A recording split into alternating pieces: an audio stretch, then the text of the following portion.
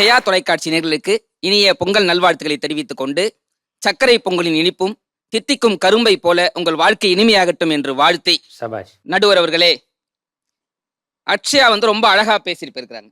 நிறைய வித்தியாசங்கள் சொன்னாங்க. இப்ப நான் சில வித்தியாசங்களை சொல்றேன். அது சொல்லும் போதே நகரத்தை விட கிராமம் எப்படி வசந்தமிக்குதுன்றது உங்களுக்கு தெரியும். முன்ன பின்ன யாராவது ஒருத்தர் தெரியாதவங்களை பார்த்து சார் அப்படின்னு கூப்பிட்டா அது நகரம். முன்ன பின்ன தெரியாதவங்களை பார்த்து அண்ணே அப்படின்னு பாசமா கூப்பிட்டா அதுதான் எங்க கிராமம். மழை பெஞ்சா ஆத்துல தண்ணி வரும், ஜாலியா குளிக்கலாம் அப்படின்னு சந்தோஷப்பட்டா அது கிராமம். மழை பெஞ்சா ஐயையோ வீட்டுக்குள்ள தண்ணி வந்துருமே அப்படின்னு பயப்பட்டா அதுதான் எங்களுடைய நகரம். அக்ஷயா அபார்ட்மெண்ட் ரொம்ப நியாயப்படுத்தி பேசுறாங்க. அபார்ட்மெண்ட் பேரு லேக் வியூ அபார்ட்மெண்ட். வாங்கினதுக்கு அப்புறம் தான் தெரியுது லேக்குக்கு மேலதான் அபார்ட்மெண்ட்டே கட்டி வச்சிருக்காங்கன்றது. எருமாடு சைஸ்ல ஒரு நாயை வாக்கிங் கூட்டு போனா அது இவங்க நகரம். அந்த எரும மாட்டையே நாங்க வாக்கிங் கூட்டு போனா அதுதான் எங்க கிராமம். நாய் மனிதனை பாதுகாத்தால் அது கிராமம். மனுஷ நாயை பாதுகாத்தா அதுதான் இவங்களுடைய நகரம். அவசரத்துக்கு பைக் வாங்கினா அது கிராமம். ஸ்டைலுக்கு பைக் வாங்கினா அதுதான் இவங்களுடைய நகரம். கிழிஞ்ச வேஷ்டிய தைச்சு போட்டா அது கிராமம். தைச்ச பேண்ட கிழிச்சு போட்டா அதுதான் இவங்க நகரம். மொத்தத்துல நீங்க ஆரம்பத்துல சொன்ன மாதிரி மானத்துக்கு சேலை கட்டினா அது கிராமம், ஓணத்துக்கு மட்டுமே சேலை கட்டினா அதுதான் இவங்க நகரம்.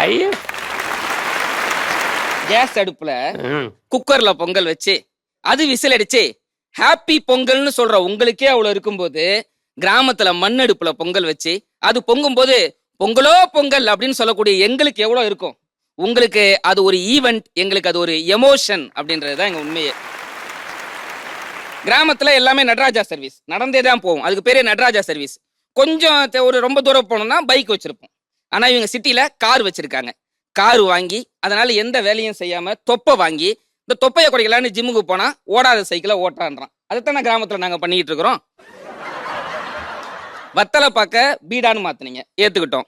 பச்சை குத்துறத டாட்டூ சொன்னீங்க, அதையும் ஏத்துக்கிட்டோம். மருதாணிய மெஹந்தின்னு சொன்னீங்க, அதை கூட நாங்க ஏத்துக்கிட்டோம்.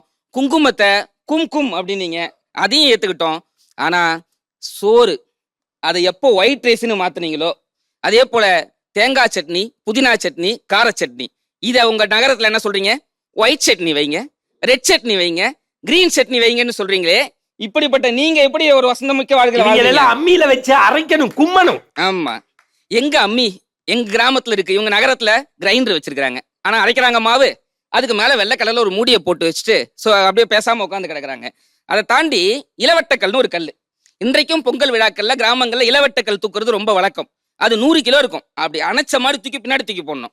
அப்படி யாரு தூக்கி போட்டவோ அவனுக்கு தான் பொண்ணை கொடுப்பாங்க. ஏன்னா கல்லையே தூக்க முடியாதவன் மனைவியை கட்டிட்டு என்ன பண்ணுவான்னு கேட்பாங்க.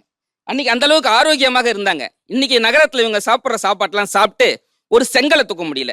இன்னொன்னு சொல்லட்டுங்களா, உங்க நகரத்துல இருக்கக்கூடிய சாப்பாடு சாப்பிட்டா ஒன்றும் நிறையாது. எங்க சாப்பாடு சாப்பிட்டா மனசு மட்டும் இல்ல வயிறும் சேர்ந்து நிறையும் அப்படின்ற ஒரு அற்புதமான விஷயம் எங்க கிராமத்துல தான் இருக்குது. உங்க ஃபாஸ்ட் ஃபுட்டை பத்தி எல்லாம் பெருமையா சொல்றீங்க. நாங்க கிராமத்துல ஸ்நாக்ஸ்னு ஒன்று இருக்கு. உங்களை மாதிரி சிட்டியில இருக்கக்கூடிய குழந்தைகள் மாதிரி சாப்பிட மாட்டாங்க. ஆனா இங்க என்ன தெரியுமா இருக்கு? நெல்லிக்காய், மாங்காய், இளந்த பழம், புளியம்பழம்ன்ற நல்ல ஆரோக்கியமான உணவுகள் நாங்க சாப்பிட்டுட்டு இருக்கோமா இல்லையா? இன்னொன்னு, என்னமோ நகரம் தான் ட்ரெண்டிங்ல இருக்கிற மாதிரி பேசுறாங்க. ஒரு கிராமம் இன்றைக்கு உலக லெவலில் இன்னைக்கு ட்ரெண்டிங்ல இருக்குது. எங்க கூமாப்பட்டிக்கு வாங்க அப்படின்னு நீ சொல்லிக்கிட்டு இருக்கிறாங்கன்னு சொன்னா கிராமம் ட்ரெண்டிங்ல இருக்கா இல்லையா? அடுத்து மாலை பத்தி பேசுறாங்க. உங்க ஷாப்பிங் மால்ல என்ன பண்றீங்க? துணி வாங்குறீங்க. நாங்க கிராமத்துக்காரங்க துணி வாங்குவோம். என்ன தெரியுமா வாங்குவோம்? 2000 ரூபாய்க்கு வாங்கினாலும் 2 கட்டப்பை வாங்கிட்டு போனதான் எங்களுக்கு நிம்மதியே இருக்கும். தூக்கமே அப்பதான் வரும். ஆனா நீங்க என்ன பண்றீங்க? உங்க சிட்டில ஷாப்பிங் மால்ல போயிட்டு வாங்குறீங்க. 10,000 ரூபாய்க்கு வாங்குறான். அந்த 10,000 ரூபாய்க்கு ஒரு கேரி பேக் போட்டு கொடுக்க மாட்டான். பேக் வேணுமா சார் அப்படின்றான். எஸ் பேக் வேணும் அப்படின்னா அதுக்கு 20 ரூபா காசு கேட்கறாங்களே. அப்ப என்ன வாழ்க்கை நீங்க வாழ்றீங்க? எங்க கிராமத்துக்காரங்க 2 கட்டப்பை வாங்குற அளவுக்கு நாங்க வாழ்ந்துட்டு இருக்கோமா இல்லையா? அதை தாண்டி உங்க மால்ல ஏசி காத்த பத்தி சரவணன் சொன்னார். மாலுக்கு போவீங்க, அதுக்கு பேர் விண்டோ ஷாப்பிங்னு வச்சிருக்காங்க. இதுவா விண்டோ ஷாப்பிங்? உண்மையான விண்டோ மகிழ்ச்சி என்ன தெரியுமா? எங்க கிராமத்துல வாய்க்கால், குளம், ஏரிக்கரை எல்லா இடத்துலயும் போய் மீன் பிடிப்போம். மீன் பிடிச்சி திருப்பி அதிலே விட்டு விளையாண்டு வருவோமே. அந்த வாழ்க்கை, அந்த மகிழ்ச்சி உங்களுக்கு கிடைக்குமா அப்படின்றதுதான் கேள்வியே. அடுத்து இந்த கோலம். பொதுவா முத்துக்குமார் அவர்கள் ரொம்ப அழகா சொல்லுவார். ராமனுடைய கால்பட்டு அகலிகை மோட்சம் பெற்றது போல கிராமத்து பெண்களுடைய கைப்பட்டு தெருக்கள் தங்களுடைய 100 ஆண்டு தனிமையை கழித்துக் கொண்டன. அந்த கோலம் ரொம்ப அழகா இருக்கும். ஆனா அந்த கோலம் சிட்டில அலங்கோலமா இருக்கு. அதுவும் மாட்டு பொங்கலுக்கு சிட்டில மாடு கோலம் போடுறாங்க. மாடே நம்பாது அது மாடுன்னு சொன்னா. அதுல என்ன தெரியுமா, இந்த சிட்டி பெண்கள்ட்ட ஒரு நல்ல கெட்ட பழக்கம் இருக்குது. காலைல ஏஞ்சிருக்க சோம்பேறித்தனம் போட்டு நைட்டே கோலம் போட்டுறாங்க. அதுல ஹாப்பி பொங்கல்னு வேற போட்டுக்கிறாங்க. இதுல என்ன பெருமை? அதை தாண்டி பொதுவா கிராமத்துல நிறைய குற்றங்களை சொன்னாங்க. நான் கேட்கிறேன், உங்க சிட்டில யாராவது ஒருத்தர் மீது ஒருத்தர் நம்பிக்கை இருக்கா? ஒண்ணுமே கிடையாது.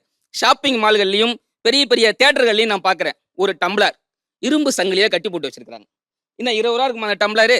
அதை போட்டு நீங்கள் இங்கு கண்காணிக்கப்படுகிறீர்கள். சிசிடிவி. நாங்கன்னா திருட்டு போயலாம். நாங்க உங்க சிசிடிவில என்ன நான் சொல்லும்? என்ன திருட்டு பையலான்னு கேளுங்க. அது என்ன நாங்கன்னு என்னையும் சேர்த்துக்கிறீங்க நீங்க. அதுல என்ன தெரியுமா நடுவுல பெரிய கொடுமை? உங்க சிசிடிவில யாரு வந்தா யாரு போனான்னு மட்டும்தான் சொல்லும். எங்க கிராமத்துல ஒரு சிசிடிவி இருக்கு, ஊர்ல இருக்கக்கூடிய கிழவிங்க. அடடே. அந்த சிசிடிவி யாரு வந்தா, என்ன பண்ணாங்க, வரும்போது என்ன கலர் சட்டை போட்டிருந்தான், போகும்போது என்ன கலர் சட்டை போட்டிருந்தாங்க, என்ன பேசுனாங்கன்னு முதற்கொண்டு எல்லாமே சொல்லும். ஆனா எல்லாம் சொல்லிட்டு கடைசியா சொல்லும், என்ன காதுதான் லேசா கேட்கல அப்படின்னு சொல்லக்கூடிய ஆற்றல் மிகுந்த சிசிடிவி இங்க இருக்குது. அக்ஷயா அவர்களே சொன்னீங்களே, கிராமத்துல யாரும் தவறே பண்ண முடியாது. யாராவது ஒருத்தர் போனா நீ இன்னார் மகன் தானே, நீ இன்னார் ஆள் தானே, நீ இவன் தானே அப்படின்னு சொல்லி அடையாளம் கண்டுபிடிச்சு அவர்கள் தவறுகளை திருத்தக்கூடிய விஷயங்க இருக்குது அப்படின்றதுதான் உண்மை. அதெல்லாம் தாண்டி கொரோனான்னு ஒண்ணு வந்துச்சு. கொரோனா வந்த போது பொதுவா கிராமத்துல என்ன தெரியுமா சொல்லுவாங்க? தனியா போகாத, பேய் அடிச்சிரும் அப்படின்னாங்க. கொரோனா வந்தபோது சிட்டில என்ன சொன்னாங்க? கூட்டமா போகாத, கொரோனா அடிச்சிரும் அப்படின்னாங்க. இந்த கொரோனா வந்தபோது எங்க வந்துச்சு? நகரத்துல மட்டும்தான் வந்துச்சு, ஒருபோதும் கிராமத்துல வரல. ஏன்னா இங்க எல்லாருமே அவ்வளவு ஆரோக்கியமாக வாழ்ந்து வருகிறார்கள் அப்படின்றதுதான் உண்மை. நிறைவாக இப்படி வச்சு என் பேச்சு நிறைவு செய்யறேன். சென்னையில பெருவெள்ளம் வந்துச்சு. அந்த பெருவெள்ளம் வந்த பொழுது ஒரு விஷயம் நடந்துச்சு. அது வரைக்கும் பக்கத்து வீட்டுல யாருன்னு கூட இருந்தாங்கன்னு தெரியாதவங்களுக்கு அந்த பெருவெள்ளம் வந்த பொழுது கீழே போக முடியாது. ஃபுல்லா தண்ணி, கரண்ட் இல்ல, எந்த விஷயமும் இல்ல, போன் போட சார்ஜ் இல்ல, எதுவுமே கிடையாது. அப்பதான் பக்கத்து வீட்டுல யார் இருக்கான்னு எட்டி பாக்குறாங்க. எட்டி பார்த்து பேச ஆரம்பிக்கிறாங்க. அந்த 2 நாட்கள் 3 நாட்கள்ல பேசி பழகி இவங்கெல்லாம் யாருன்றது அப்பதான் புரிஞ்சுக்கிறாங்க. அப்பதான் நகரவாசிகள் சொன்னாங்க, நாங்க இவ்வளவு நாள் ஒரு வாழ்க்கை வாழ்ந்துகிட்டு இருந்தோம், அது எப்படிப்பட்ட மிஷின் லைஃப், இப்பதான் பக்கத்து வீட்டுல யார் இருக்கான்னு நாங்க தெரிஞ்சுக்கிறோம் அப்படின்ற எண்ணமே எங்களுக்கு இப்பதான் வந்துச்சுன்னு அந்த காலம் நமக்கு உணர்த்திச்சு.